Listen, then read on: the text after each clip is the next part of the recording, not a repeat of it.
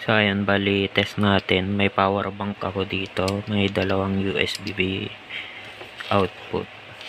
Pag na power on yung system, tapos na-detect niya yung HC12 na maayos,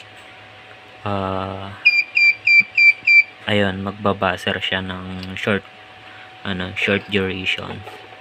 Tapos pagka hindi niya na-detect, magbabuzzer siya ng mahaba.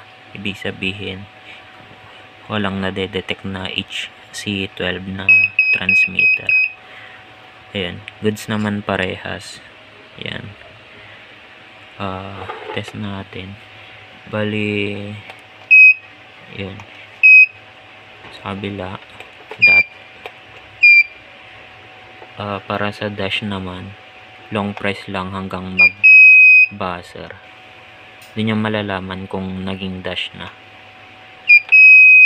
Ayan, kabila naman. Tapos kung marami, bali may interval na 1 seconds kapag maramihan yung na-receive niya. Yan.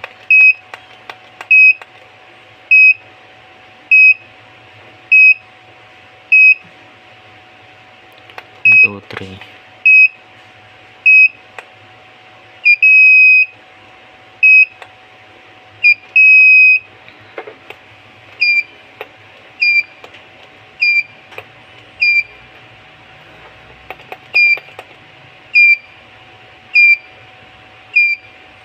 One, two, three.